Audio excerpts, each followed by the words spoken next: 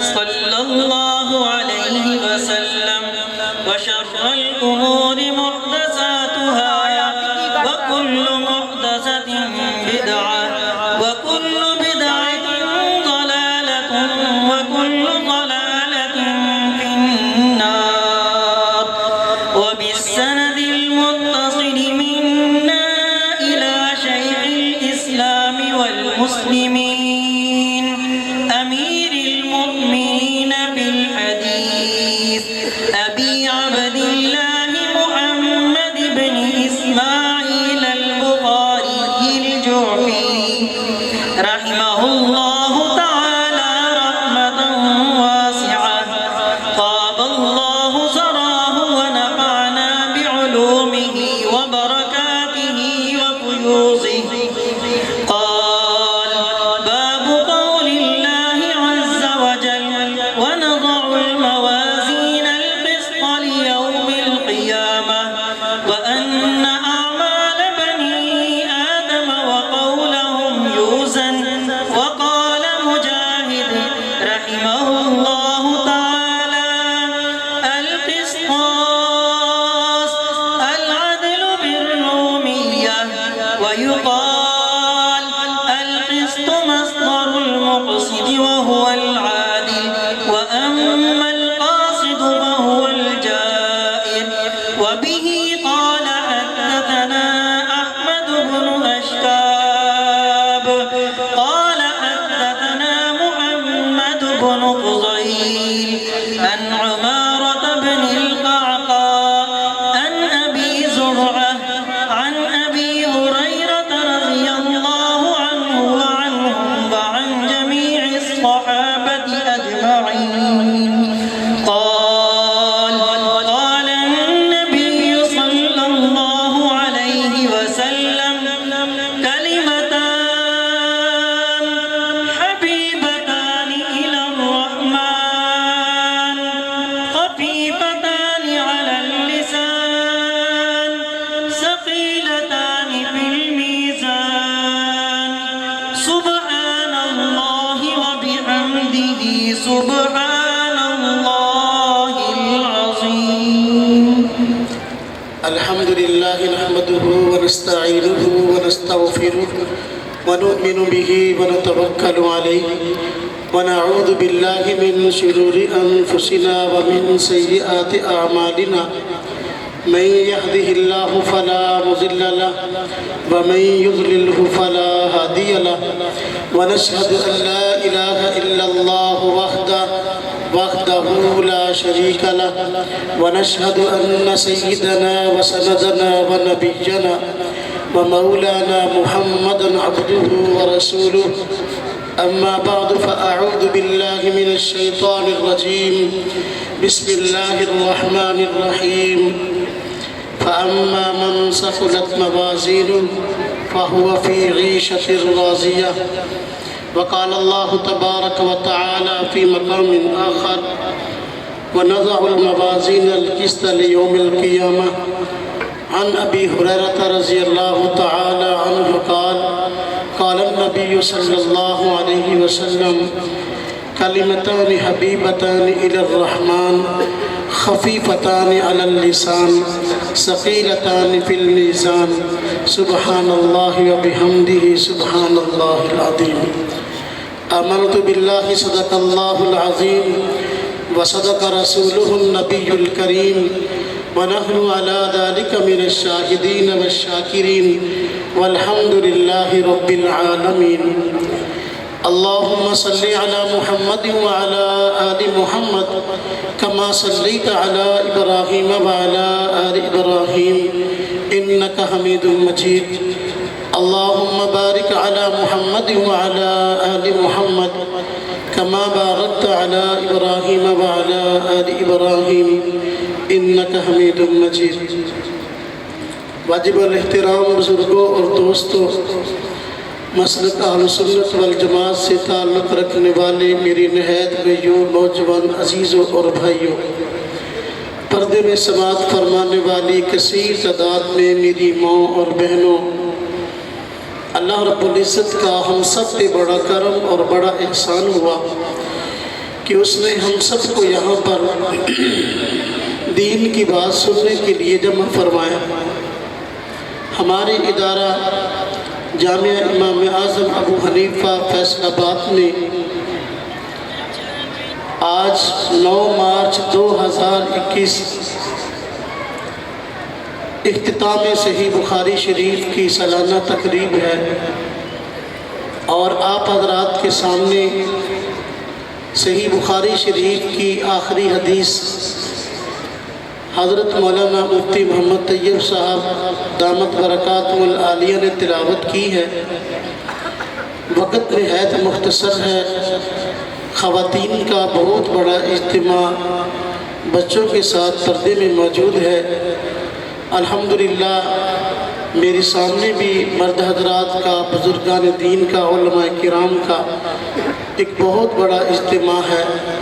وقت کی نزاکت کو سامنے رکھتے ہوئے میں نہایت اختصار کے ساتھ مختصر وقت میں صحیح بخاری شریف کی اس آخری حدیث سے متعلق کچھ باتیں اور اس کے ساتھ ساتھ دین کی اہمیت اور سنت کی اہمیت سے متعلق کچھ باتیں عرض کروں گا۔ امام بخاری رحمۃ اللہ علیہ نے اپنی بخاری شریف میں آخر کے اندر ایک چیپٹر اور باب قائم کیا ہے، جس کا انہوں نے عنوان رکھا ہے باب قول اللہ تعالی وَنَزَعُ الْمَوَازِينَ الْقِسْطَ لِيَوْمِ الْقِيَامَةِ۔ امام بخاری رحمۃ اللہ علیہ اس باب کو، اس چیپٹر کو قائم کر کے امت مسلمہ کو یہ مسئلہ سمجھانا چاہتے ہیں کہ اللہ رب العزت کی ذات نے یہ دنیا اور یہ کائنات ایک خاص وقت اور ایک محدود وقت کے لیے پیدا کی ہے۔ جو بھی انسان اس دنیا میں آیا ہے، آخرکار اس نے اس دنیا سے جانا ہے، اور اللہ رب العزت کے ہاں اپنے کیے کا حساب دینا ہے، اور جیسے اعمال ہوں گے اسی کے مطابق بدلہ عام طور پر قانون میں ملنا ہے۔ امام بخاری رحمۃ اللہ علیہ باب قائم کر کے، چیپٹر قائم کر کے یہ بتانا چاہتے ہیں کہ قیامت کے دن رب تعالیٰ کی ذات اقدس بندوں کے ساتھ نہایت عدل اور انصاف والا معاملہ فرمائے گی۔ جن لوگوں نے اعمال اچھے کیے ہوں گے ان کو بدلہ اچھا دیا جائے گا، اور جن لوگوں نے اعمال برے کیے ہوں گے ان کو قانون اپنے کیے کے مطابق برا بدلہ دیا جائے گا۔ قانون یہی ہے۔ اللہ رب العزت نے قانون ہمیں بیان فرما دیا ہے، اور دوسری جگہ بڑی صراحت سے فرمایا فَمَن يَعْمَلْ مِثْقَالَ ذَرَّةٍ خَيْرًا يَرَهُ۔ جو بھی آدمی دنیا میں ذرہ بھر بھی نیکی کر کے آئے گا تو آخرت میں اس کے بدلے کو دیکھے گا۔ وَمَن يَعْمَلْ مِثْقَالَ ذَرَّةٍ شَرًّا يَرَهُ۔ اور جو بھی دنیا میں ذرہ بھر برائی کر کے آئے گا اس کے انجام کو دیکھے گا۔ قانون تو یہی ہے، رب تعالیٰ کا عدل یہی ہے، اور عدل کا تقاضا یہی ہے۔ عادل ہونا رب تعالیٰ کی صفت ہے، لیکن رب تعالیٰ کی ذات اقدس نے جس طرح عدل کا قانون بنایا ہے اس نے کچھ استثناء بھی رکھا ہے۔ اس استثناء کا نام فضل ہے۔ اللہ رب العزت کی ایک صفت عدل ہے، اور دوسری صفت فضل ہے۔ قانون عدل کا تو یہ ہے کہ ہر آدمی کو اس نے جو کیا اس کا بدلہ ملے، ذرہ بھر بھی برائی کی ہے اس کا بدلہ ملے۔ لیکن رب تعالیٰ کی ذات فضل فرمانے والی بھی ہے، غفور الرحیم بھی ہے۔ اللہ رب العزت قیامت کے دن بندوں پر فضل والا معاملہ بھی فرمائیں گے۔ آج ہمارے معاشرے میں ایک بہت بڑا امت مسلمہ کا طبقہ وہ ہے جو یہ سمجھتا ہے کہ ہم جیسی چاہے زندگی گزاریں، جیسے چاہے اعمال کریں، ہماری رب تعالیٰ نے ہمیں بخشی دینا ہے۔ اللہ پاک کی ذات بڑی غفور الرحیم ہے۔ دنیا میں شراب پیو کوئی مسئلہ نہیں، ڈاکہ مارو کوئی مسئلہ نہیں، جوا کھیلو کوئی مسئلہ نہیں، سود خوری کرو کوئی مسئلہ نہیں، اللہ پاک کی ذات غفور الرحیم ہے۔ رب تعالیٰ کی ذات غفور الرحیم ضرور ہے اور فضل فرمانے والی ضرور ہے کہ رب تعالیٰ کی ذات عادل بھی ہے۔ اصل قانون تو عدل والا ہے، جس پر رب تعالیٰ فضل فرمانا چاہیں گے تو فرمائیں گے۔ رب تعالیٰ کی ذات پر فضل کرنا لازم نہیں ہے۔ اللہ کی ہم مخلوق ہیں اور جو ہم نے کیا قانون کے مطابق ہمیں بدلہ یہی ملنا چاہیے جو کیا، لیکن رب تعالیٰ کی ذات اپنے فضل سے جس کو چاہے گی معاف فرما دے گی۔ حال البتہ رب تعالیٰ کی ذات، اس کی رحمت بڑی وسیع ہے، اس کی رحمت کے وسیع ہونے کا اندازہ اور اس کا مظاہرہ قیامت کے دن ہوگا۔ اللہ رب العزت نے قرآن کریم میں فرمایا کہ وَنَدَعُ الْمَوَازِينَ الْقِسْطَ لِيَوْمِ الْقِيَامَةِ۔ امام بخاری رحمۃ اللہ علیہ نے اسی آیت کو چیپٹر کے طور پر، عنوان کے طور پر قائم کیا ہے اور ذکر کیا ہے۔ توجہ کرنا، چند باتیں میں عرض کروں گا اس حوالے سے۔ قانون یہ ہے کہ جو آدمی جو کرے گا اس کا بدلہ ملے گا۔ رب تعالیٰ کا فضل یہ ہے جس کو چاہے معاف فرما دے۔ اللہ پاک کی ذات دنیا میں فضل کا معاملہ بھی بندے کے ساتھ کرتے ہیں اور آخرت میں بھی فضل کا معاملہ کریں گے۔ دنیا میں فضل کے معاملے کیا ہیں؟ رب تعالیٰ کی ذات نے قانون تو بنایا ہے، فَمَن يَعْمَلْ مِثْقَالَ ذَرَّةٍ شَرًّا يَرَهُ، ذرہ بھر بھی برائی کرو گے تو بدلہ ملے گا، لیکن استثناء رکھ دیے۔ وہ کیسے؟ دیکھو اللہ پاک کی ذات نے فرما دیا کوئی آدمی کتنا بڑا گناہگار ہی کیوں نہ ہو، اگر وہ سچے دل سے توبہ کر لے اللہ پاک کی ذات اس کے تمام گناہوں کو معاف کر دے گی۔ خاص طور پہ کبیرہ گناہوں کے متعلق یہ بات ہے، حضور نبی پاک صلی اللہ علیہ وسلم کا فرمان ہے التائب من الذنب کمن لا ذنب لہ، جو آدمی گناہ سے توبہ کر لیتا ہے، توبہ کرنے کی بات ایسی ہو جاتا ہے گویا اس نے کوئی گناہ کیا ہی نہیں ہے۔ اب اللہ پاک کا یہ فضل ہے کہ گناہ ہم نے کیے ہیں، اللہ رب العزت نے توبہ کے ذریعے اپنے فضل کا دروازہ کھول دیا اور بندے کے سارے گناہوں پر اللہ رب العزت نے پردہ ڈال دیا کہ بھئی توبہ کر لو، سارے کے سارے گناہ معاف ہو جائیں۔ یہ اللہ کا فضل ہے۔ عدل تو فَمَن يَعْمَلْ مِثْقَالَ ذَرَّةٍ شَرًّا يَرَهُ، لیکن یہ اللہ کا فضل ہے۔ جس طرح کے صغیرہ گناہوں کے متعلق آتا ہے قرآن کریم میں اِنَّ الْحَسَنَاتِ يُذْهِبْنَ السَّيِّئَاتِ، کہ نیکیاں اس سے برائیاں مٹ جاتی ہیں۔ سجدے کا اطلاق عام طور پر چھوٹی برائی صغیرہ گناہ پر ہوتا ہے۔ انسان جب جو ہی نیکی کے اعمال کرتا رہتا ہے اس کے صغیرہ گناہ معاف ہوتے رہتے ہیں، جس طرح کہ احادیث طیبہ کے اندر آیا ہے۔ حضور نبی پاک صلی اللہ علیہ وسلم نے فرمایا کہ دیکھو جب ایک مسلمان آدمی نماز کے لیے آتا ہے اور وضو کرتا ہے تو وضو کرتے ہوئے جسم سے جس عضو کو دھوتا ہے تو اس عضو سے گناہ دھلتے جاتے ہیں۔ اب یہ کیا اللہ کا فضل ہے؟ نماز کے لیے گھر سے نکلتا ہے، ہر قدم کے بدلے اس کا گناہ معاف ہوتا ہے، ہر قدم کے بدلے نیکی لکھی جاتی ہے، ہر قدم کے بدلے ایک درجہ بلند ہوتا ہے۔ اب قدم تو نماز کے لیے اٹھا ہے، نماز بندے کے ذمہ فرض ہے اور اس کو ادا کرنا قرض ہے، اس پر اضافی ثواب کس چیز کا ہے؟ حضور نبی پاک صلی اللہ علیہ وسلم پر اللہ رب العزت نے معراج کی رات یہ بات لاگو فرمائی تھی کہ اپنی امت کو فرما دے کہ دن رات میں ان پر 50 نمازیں فرض ہیں۔ واقعہ آپ نے سنا ہوا ہے، رجب کا مہینہ ہے، معراج کا واقعہ اسی مہینے میں پیش آیا معروف روایات کے مطابق۔ خلاصہ یہ کہ نمازیں 50 فرض ہوئی تھی، لیکن اللہ پاک حضور نبی پاک صلی اللہ علیہ وسلم کو اللہ پاک نے رحمت للعالمین بنا کے بھیجا۔ حضرت موسیٰ علیہ السلام کے مشورے سے اللہ پاک سے نمازیں کم کرواتے رہے جہاں تک کہ 5 رہ گئی۔ اب اللہ کا فضل دیکھیے، عدل تو یہ تھا کہ نمازیں 5 پڑھتے اور ثواب بھی 5 کا ملتا، لیکن اللہ رب العزت نے فضل یہ فرمایا کہ نمازیں 5 پڑھتے ہیں ثواب 50 کا ملتا ہے۔ یہ اللہ کا فضل ہے۔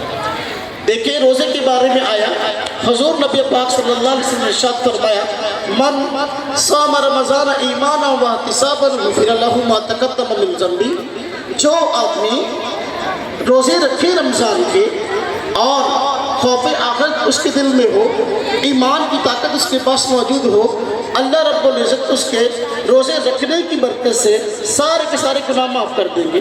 روایات میں آتا ہے کہ عید الفطر پڑھ کر مسلمان جب گھروں کو لوٹتے ہیں تو اللہ رب العزت ان روزہ داروں کو یہ انعام عطا کرتے ہیں کہ گھر کو جب لوٹتے ہیں اللہ رب العزت ان کو گناہوں سے اس طرح پاک کر دیتے ہیں گویا کہ ان کی ماں نے آج ان کو پیدا کیا ہے۔ اب روزہ تو ہمارے ذمہ فرض تھا اور وہ قرض تھا، لیکن اس کے بدلے گناہوں کی معافی یہ کیا ہے کہ اللہ کا فضل ہے۔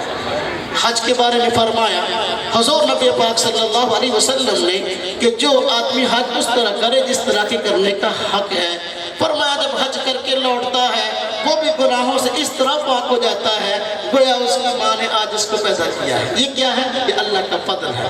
میں عرض کر رہا تھا اللہ رب العزت کا عدل اپنی جگہ پر ہے، لیکن اللہ پاک نے فضل کے دروازے بھی بندے کے لیے کھول رکھے ہیں۔ اللہ پاک کسی بندے کو عذاب دینا نہیں چاہتے، اللہ پاک نے دنیا کے اندر انتظام بنا دیا، کسی نہ کسی طریقے سے بندہ اپنے گناہوں کو بخشوا کر میرے سامنے آنے والا بن جائے۔ اب تو جو کرنا دیکھیے اللہ پاک کا یہ فضل تھا کہ اس نے ان الحسنات یذہبن السیئات کا معاملہ ہمارے لیے فرما دیا کہ نیکیاں کرو، اس سے تمہارے چھوٹے موٹے گناہ خود بخود معاف ہوتے جائیں گے۔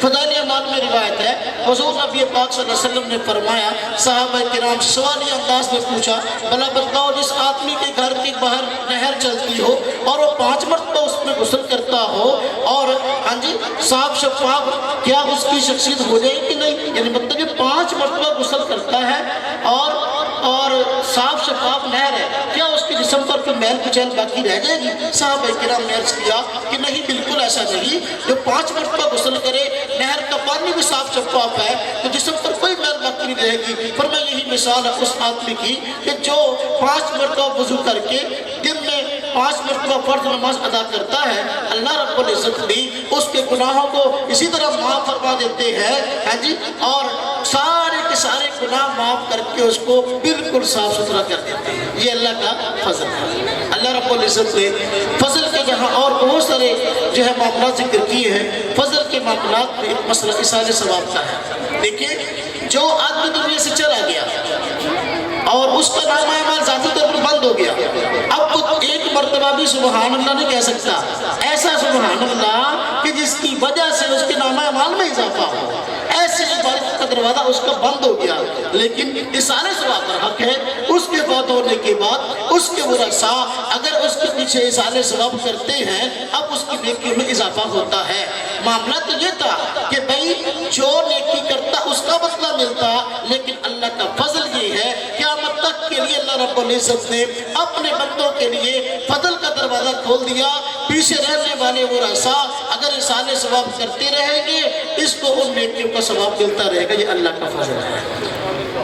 حضور نبی پاک صلی اللہ علیہ وسلم کا ارشاد ہے، الدال علی الخیر کفاعلہ، وہ جو کرنا فضل کے دروازے ایسا ہے۔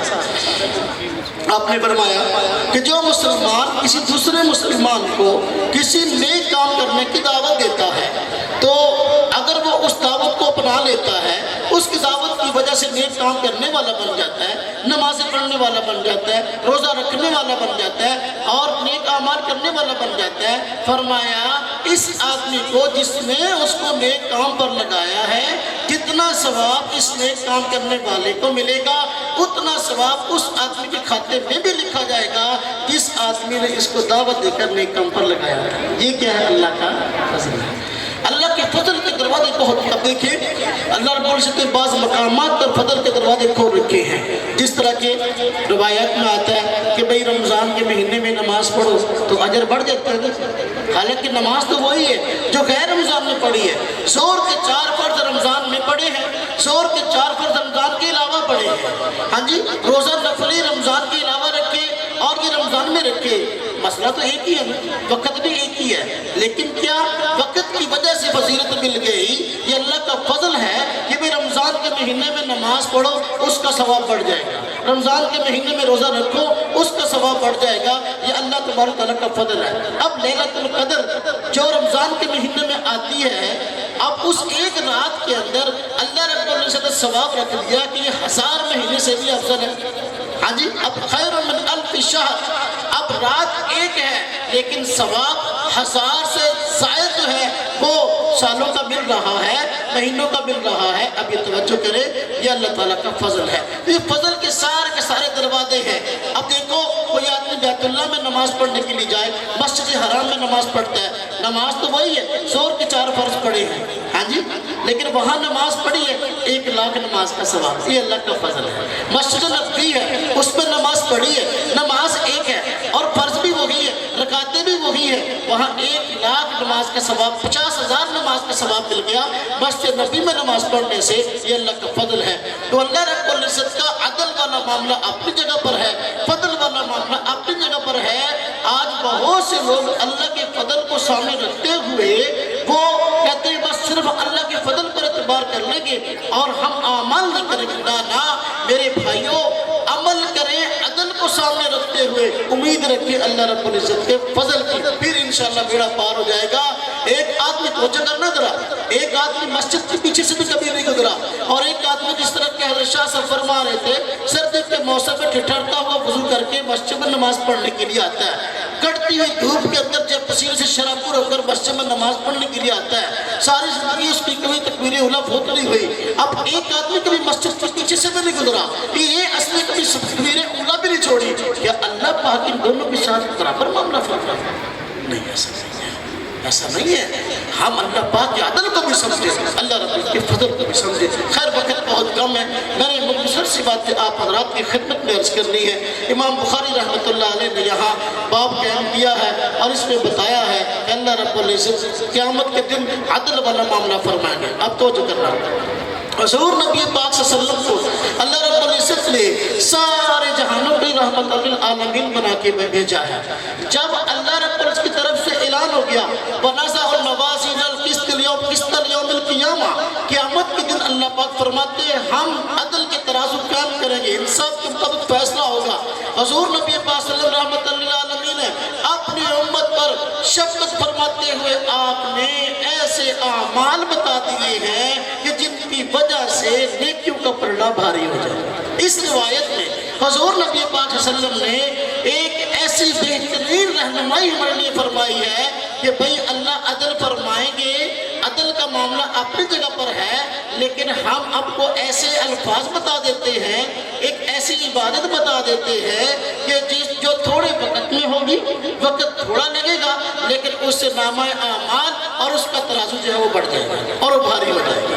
حضور نبی پاک صلی اللہ علیہ وسلم نے جو حدیث مبارک ذکر فرمائی ہے اس آخری باب کے اندر، اس کے 3 فائدے ذکر کیے ہیں۔ توجہ کرنا، تینوں فائدے بے مثال، کسی اور روایت کے اندر بیعت وقت یہ 3 فائدے موجود نہیں ہیں۔ آپ نے فرمایا میں تمہیں 2 کلمے بتاتا ہوں، 2 باتیں بتاتا ہوں، 2 ذکر بتاتا ہوں کہ جن کی 3 خوبیاں ہیں۔ نمبر 1 آپ نے فرمایا کلمتانی حبیبتانی الی الرحمن، یہ 2 کلمے ایسے ہیں میں تمہیں بتاتا ہوں رحمان کو بڑے پسند ہیں، رب تعالیٰ کی ذات کو بڑے پسند ہیں۔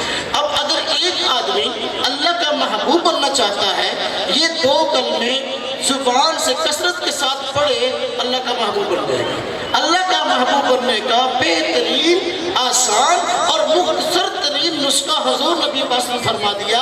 فرمائے 2 کلمے ایسے ہیں جن کا پہلا فائدہ یہ ہے، پہلی خوبی یہ ہے کہ جو آدمی ان کلمات کو کہے گا اور ان کا ورد اپنا لے گا، اس کا وظیفہ کرے گا، فرمایا اللہ کا محبوب بن جائے گا۔ نمبر 2 فرمایا خفیفتان علی اللسان، دوسرا فائدہ فرمایا زبان پر ادا کرنے بڑے آسان ہیں۔ آج کل بہت سے دوست ملتے ہیں تو کہتے ہیں کہ آسان سا وظیفہ بتلا دیجیے کہ جس کو ہم پڑھیں اور اجر زیادہ مل جائے، تو بس اوقات ہم وظیفہ بتاتے ہیں کہتے ہیں بہت مشکل ہے، زبان پر نہیں چڑھتا۔ کوئی آسان سا ایسا وظیفہ بتائیں جو زبان پر آسانی سے چڑھ جائے اور ہم آسانی سے اس ورد کو، اس وظیفے کو ادا کرتے رہیں۔ حضور نبی پاک صلی اللہ علیہ وسلم جو پوری امت کے محسن اعظم ہیں، انہوں نے 2 کلمے ایسے بتا دیے جو زبان پر چڑھنے بڑے آسان ہیں. آپ نے فرمایا ان کی خوبی خفیفتان علی اللسان، زبان پر بڑی آسانی سے چڑھ جاتے ہیں، نہایت آسانی سے ادا ہو جاتے ہیں، لہذا ان کا ورد کیا. تیسری خوبی فرمایا یہ جو دو کلمات ہیں ان کی تیسری خوبی یہ ثقیلتان فی المیزان، کہ ترازو کو، نامہ اعمال کے ترازو کو بھر دیں گے اور نیکیوں کا پلڑا جو ہے وہ جھک جائے گا اور انسان نیکیوں سے مالا مال ہو جائے گا. یہ تیسری خوبی ہے ان کلمات کی جو حضور نبی پاک صلی اللہ علیہ وسلم نے بیان فرمائی. وہ کلمات کیا ہیں؟ نہایت مختصر. فرمایا سبحان اللہ و بحمدہ سبحان اللہ العظیم. ایک کلمہ سبحان اللہ و بحمدہ، دوسرا کلمہ سبحان اللہ العظیم. اب یہ تین خوبیاں ان دو کلمات کی، فرمایا اللہ کا محبوب بن جائے گا جو ان کلمات کو پڑھے گا. نمبر دو، زبان پر ادا کرنا نہایت آسان ہے. نمبر تین، فرمایا کہ نامہ اعمال کو، پڑھنے کو، ترازو کو بھر دیں گے. اور کتنی بڑی یہ حضور نبی پاک صلی اللہ علیہ وسلم کی طرف سے ہماری رہنمائی ہے کہ تھوڑے وقت میں زیادہ کام ہونے والا وظیفہ. آج مصروفیت کا دور ہے، لوگ پوچھتے ہیں کہ جی کام تھوڑا، اپنا وقت تھوڑا لگے، ہاں جی، اور فائدہ زیادہ ہو جائے. کوئی ایسا کام آج کل کاروباری لوگ کہتے ہیں ماشاءاللہ کہ جی کوئی کاروبار ایسے شروع کرے جس میں محنت کم ہو اور اجرت زیادہ ہو. تو ہر دنیا کے معاملات میں ایسا ہے، تو دین کے معاملات میں بھی حضور نبی پاک نے رہنمائی فرمائی ہے کہ بھئی ایسے اعمال موجود ہیں کہ جن پر وقت کم لگے گا لیکن جو ہے فائدہ انتہائی زیادہ ہوگا. وقت کیا ہے؟ سبحان اللہ و بحمدہ سبحان اللہ العظیم. یہ وقت لگا ہے، اس سے زیادہ وقت لگا ہی نہیں ہے. لیکن کیسے بہترین چیز جو ہے حضور نبی پاک صلی اللہ علیہ وسلم نے بیان فرمائی ہے. جگہ دیجیے، توجہ کیجیے گا. کلمات سبحان اللہ و بحمدہ سبحان اللہ العظیم، ان کی خوبیاں بیان ہو رہی ہیں. آپ صلی اللہ علیہ وسلم فرمایا ثقیلتان فی المیزان، ترازو کے اندر یہ کلمات ایسے ہیں کہ ترازو کو، نامہ اعمال کو بھر دیتے ہیں. اور آپ اللہ رب العزت قرآن کریم میں فرمایا وَأَمَّا مَنْ ثَقُلَتْ مَوَازِينُهُ فَهُوَ فِي عِيشَةٍ رَاضِيَةٍ، کہ جس آدمی کے نامہ اعمال کا پلڑا بھاری ہو گیا قیامت کے دن خوش عیش زندگی گزارے. حضور نبی پاک صلی اللہ علیہ وسلم نے اس تسبیح کی بڑی زبردست فضیلت بیان فرمائی ہے. آپ نے ارشاد فرمایا، بخاری شریف میں روایت ہے، فرمایا جو آدمی دن میں ایک مرتبہ اتنا کہہ لے سبحان اللہ و بحمدہ، اتنا فرمایا 100 مرتبہ کہہ لے، اللہ رب العزت اس کے سارے گناہ معاف فرما دیں گے چاہے سمندر کی جھاگ کے برابر. اور مسلم شریف میں روایت ہے، حضور نبی پاک صلی اللہ علیہ وسلم فرمایا جو آدمی سبحان اللہ و بحمدہ کے کلمات کہہ لے، فرمایا دن میں اور صبح کو اور شام، یعنی 2 مرتبہ 100 مرتبہ صبح، 100 مرتبہ شام. فرمایا جو سبحان اللہ و بحمدہ کے کلمہ صبح اور شام 100 مرتبہ کہہ لے، فرمایا قیامت کے دن کوئی آدمی ایسا نہیں آئے گا لوگوں میں جو اس سے بہتر ہو. یہ سب سے بہتر ذکر اللہ کی بارگاہ میں لے کر پیش ہوگا. خان بتا وہ آدمی جو اس سے زیادہ ذکر کرنے والا ہو اس کی بات کرنا، وگرنہ 200 مرتبہ سبحان اللہ و بحمدہ اگر آدمی کہہ لے دن کے اندر قیامت کے دن سب سے زیادہ ذکر کرنے والوں میں اس کا شمار ہو جائے گا. وقت بہت کم ہے، مہمان گرامی تشریف لائے ہیں اور چند ایک باتیں میں آپ کی خدمت میں عرض کروں. جو یہ کلمہ ہے سبحان اللہ و بحمدہ، معنی کیا ہے اس کا؟ سبحان اللہ کا معنی اللہ کی ذات پاک ہے، اللہ کی ذات پاک ہے. توجہ کرنا، کسی کی بھی تعریف کرنے کے 2 انداز ہوتے ہیں. ایک یہ کہ اس کی خوبیوں کو بیان کیا جائے، نمبر 2 اس سے نقصوں کی نفی کی جائے. خوبیوں کو ذکر کیا جائے. ہم کسی انسان کی خوبی بس وقت بیان کرتے ہیں، کہتے ہیں یہ آدمی بہت اچھا ہے. کیوں جی؟ سخی بہت ہے. یہ آدمی بہت اچھا ہے. کیوں جی؟ باحیا بہت ہے. یہ آدمی بہت اچھا ہے. کیوں جی؟ ماشاءاللہ نیک خاندان کا ہے. یہ آدمی بہت اچھا ہے. کیوں جی؟ حافظ قرآن ہے جی. یہ آدمی بہت اچھا ہے. کیوں جی؟ عالم ہے جی. اب بسا اوقات تعریف کی جاتی ہے خوبیوں کی وجہ سے، خوبیوں کو ذکر کر کے بسا اوقات تعریف ذکر کی جاتی ہے، خوبی کو ذکر کر کے نہیں بلکہ تمام قسم کے نقائص، تمام قسم کے عیوب کی نفی کر کے بس اگر کہتا ہے بس یہ آدمی جو ہے ماشاءاللہ نوجوان جو ہے یہ بہت اچھا ہے، کیوں جی یہ ماشاءاللہ سگریٹ نہیں پیتا، اچھا جی یہ بہت اچھا ہے، وجہ کیا جی یہ شراب نہیں پیتا، بہت اچھا ہے جی، کیوں جی جوا نہیں کھیلتا، یہ آدمی بہت اچھا ہے، نیک دل ہے، کبھی اس نے زندگی میں سود نہیں کھایا جی، یہ بہت اچھا ہے، کیوں جی جوا نہیں کھیلتا۔ اب دیکھو عیبوں کی نفی ہو رہی ہے، تعریف کرنے کے دو انداز ہیں، رب تعالیٰ کی تعریف قرآن کریم میں اللہ پاک نے خوب بیان فرمائی ہے، اور حضور نبی پاک صلی اللہ علیہ وسلم نے جو رب تعالیٰ کی تعریف بیان فرمائی ہے دونوں انداز سے ہے۔ اللہ پاک نے یہاں فرمایا الحمدللہ، اب یہ کیا ہے ہر قسم کی ساری خوبیاں رب تعالیٰ کی ذات میں جمع ہے، یہ خوبیاں بیان کرنے کا ایک انداز ہے، اور دوسرا سبحان اللہ۔ اب مشرکین مکہ حضور نبی پاک صلی اللہ علیہ وسلم کو تکلیف دینے کے لیے بس اوقات رب تعالیٰ کی ذات میں بھی نقص نکال دیا کرتے تھے، اور طرح طرح کے نعوذ باللہ من ذالک عیوب کی نفی کرتے تھے، کہتے تھے دیکھو رب تعالیٰ کے فلاں فلاں شریک ہیں، 360 بت رکھے ہوئے تھے، ہاں جی فلاں اللہ کا بیٹا ہے، جس طرح کے مشرکین مکہ کہتے تھے فرشتے اللہ کی بیٹی ہے، عیسائی کہتے تھے عیسیٰ اللہ کے بیٹے ہیں، یہودی کہتے ہیں حضرت عزیر اللہ کے بیٹے ہیں۔ اب رب تعالیٰ کی ذات کو اس سے تکلیف ہوتی ہے، اور رب تعالیٰ کی ذات جو ہے اس سے ناراض ہوتی ہے۔ اب اللہ پاک کی ذات نے قرآن کریم میں فرمایا نا سبحان اللہ عما یصفون، اب دیکھو سارے کے سارے عیوب کی نفی کر کے اللہ پاک کی ذات پاک ہے، ہر چیز کی پاکی اس کی شان شان ہوتی ہے، ہاں جی جگہ پاک ہے جی، مسجد پاک ہے جی، ہاں جی انسان کا بدن پاک ہے، فلاں چیز پاک ہے، ہر چیز کی پاکی اس کی شان شان ہوتی ہے، رب تعالیٰ کی پاکی رب تعالیٰ کی شان شان ہے۔ تو فرمایا کہ دو کلمے ہیں ایسے رب تعالیٰ کو بڑے محبوب، زبان سے ادا کرنا آسان اور نامہ اعمال کے ترازو کو بھر دیں گے، وہ دو کلمے سبحان اللہ و بحمدہ سبحان اللہ العظیم ہیں۔ توجہ کرنا، میں آخری باتیں عرض کر رہا ہوں، امام بخاری رحمۃ اللہ علیہ نے اس باب کو قائم کیا، باب ندع الموازین القسط لیوم القیامہ، اس سے پہلے ایک بڑا عنوان قائم کیا جس کو امام بخاری رحمۃ اللہ علیہ کتاب کے نام سے ذکر کرتے ہیں، اس کو کتاب کا نام ہے کتاب الرد علی الجہمیہ، کتاب الرد علی الجہمیہ، کہ جہمی اور جہمیہ ایک فرقہ تھا جو ماضی میں گزرا، اس کا رد کرنا مقصد ہے۔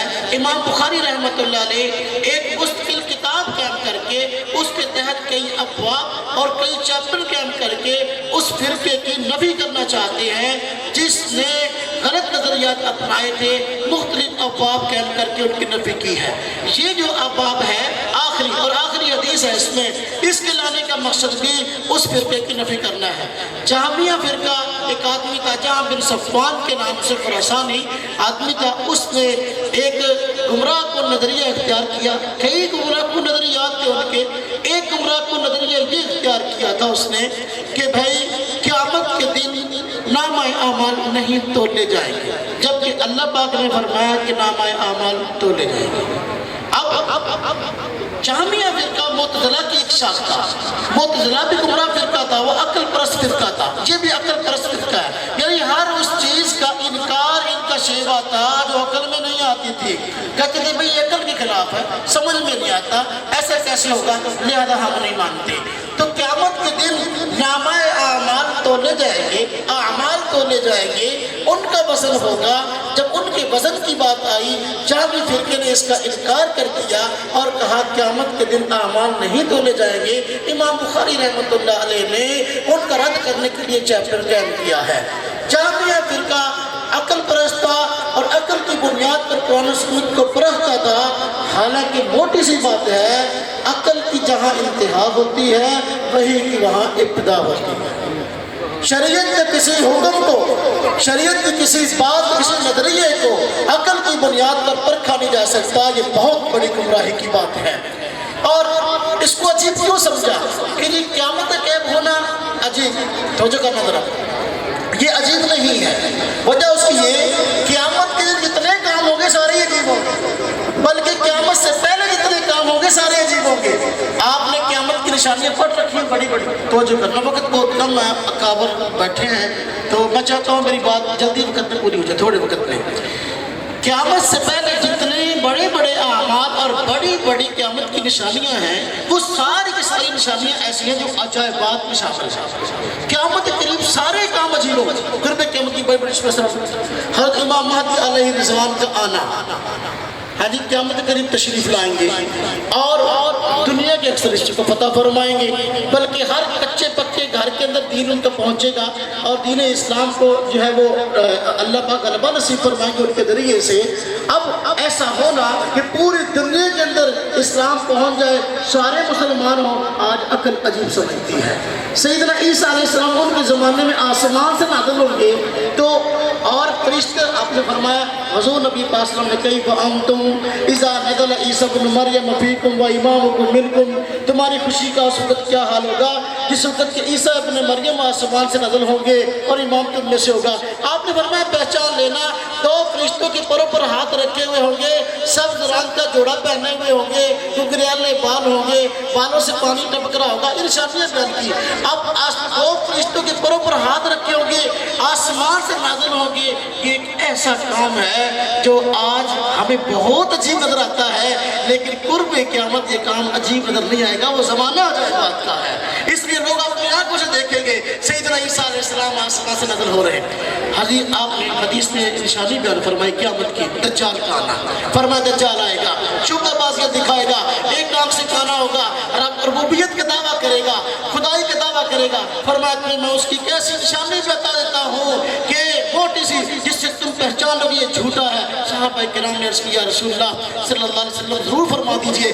آپ نے فرمایا وہ ایک آنکھ سے کانا ہوگا، دعویٰ خدائی کا کرے گا، حالانکہ تمہارا رب کانا نہیں ہے۔